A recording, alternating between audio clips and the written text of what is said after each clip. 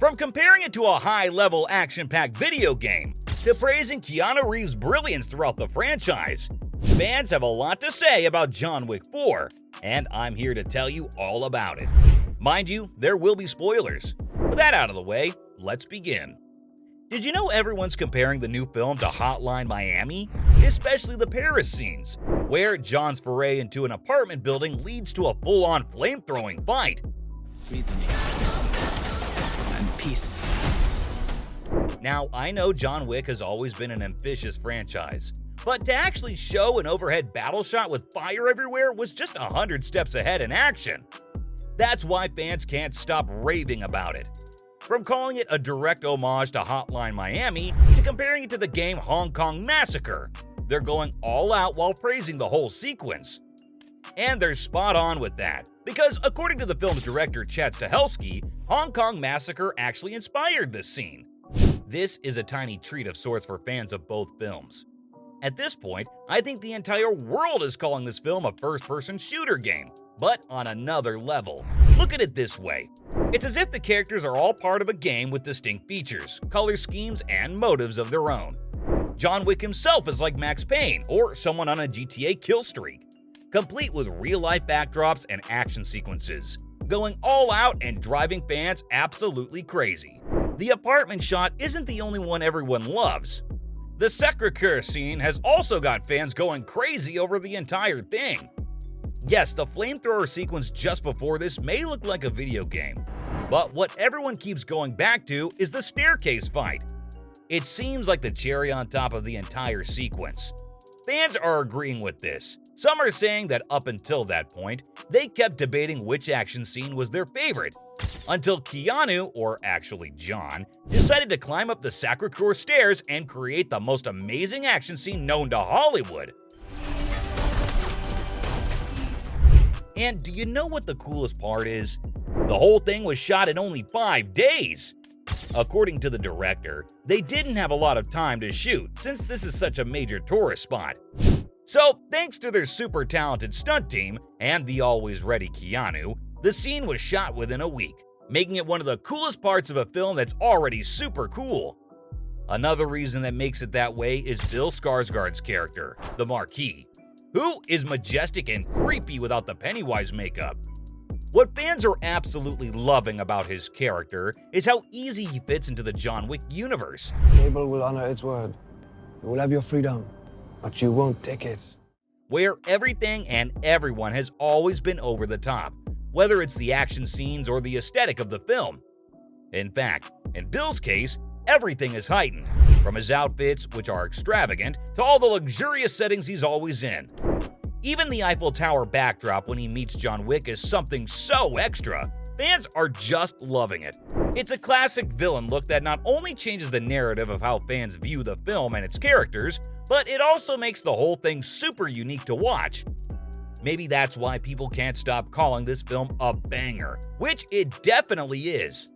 But that doesn't mean the film isn't receiving its due criticism. One of the biggest issues fans have is with the runtime of the movie, which at 2 hours 49 minutes is a full commitment for everyone, especially considering the first film was just an hour and 36 minutes long. Moviegoers agree that while this isn't the longest film released in the last few years, there's one fact that may make John Wick's running time a little too long. It's that this film is almost entirely full of action.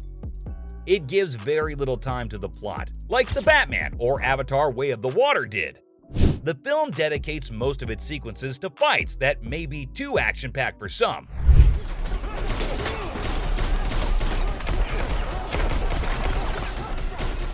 But on the other hand, there are fans who love the longer runtime. I mean, after all, it is a John Wick franchise. So if you go in expecting anything other than Keanu busting villains out on the street, you'd be mistaken. Some fans have even joked that the reason the film is this long is because of those staircases. But then again, aren't those staircases the whole reason the franchise is ending? Yep, spoiler alert, Baba Yaga is dead. The fan reaction to his death is as crazy as the reaction was when his dog died in the first film. You have to see it this way. This whole franchise is John Wick's world, where he goes through movie after movie, killing people in the most creative ways possible. You guys do remember that bike brawl, right? Or the library fight scene? Heck, even the horse riding sequence had me on the edge. Considering all the action-packed sequences and fights John's been through, it's hard to imagine that a flight of stairs, even though they seem impressive, is enough to kill him. Let's be honest, up until this point, all of us thought John Wick was immortal. How can a guy go through all that and stay alive? But I guess even he had a timer on his life, and it's driving fans crazy. A lot of people are calling it the perfect ending to the best action franchise to ever exist. Some have even said that the way this film ends brings the entire franchise full circle. They also suggest that there's no need for any more movies or even spin-offs, because this is the best ending that John Wick could ask for. But on the other hand, these are the usual theorists.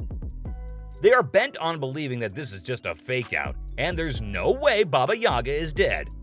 And yes, these are the very fans who just saw the full montage of John's best days. The fact that they're still willing to believe he'll be back is something only a true, unyielding fan could say. Oh, and speaking of that montage, did you know fans have a problem with that too? Sure, they don't have a lot of bad things to say about the film, but from all the criticism the film has received, one is the case of the missing dog. Now, you have to acknowledge that this film is a product of a Russian killing the wrong puppy, belonging to the wrong guy. If that pup hadn't died, I bet none of this would have happened. Considering the kind of impact this boy had on Wick's life, fans found it pretty surprising that he wasn't featured in his final montage at all. For all we know, they might even be signing petitions right now to release the puppy cut instead. While I may not call it the worst mistake the franchise has made, even I'll agree that if this is the final movie, not showing Daisy in his final moments is an offense very few fans can let go of. But hey, you never know. This is the boogeyman who has taken the worst hits and survived. So you never know, he may just return. Despite loving this film's ending, I'm sure fans would love seeing Keanu return in yet another John Wick movie. Even though critics calling the film out for its flaws and people are complaining about its runtime, one thing's for sure. People love seeing Reeves play the violent killer in this franchise. In this movie, some fans are calling him the daredevil who never shies away from a stunt. Others are in complete awe of how expressive he is, even without having too many lines. I'm going to need a gun. All in all, when it comes to John Wick Chapter 4, all fans think that it's brilliant, which is exactly the opinion one should have.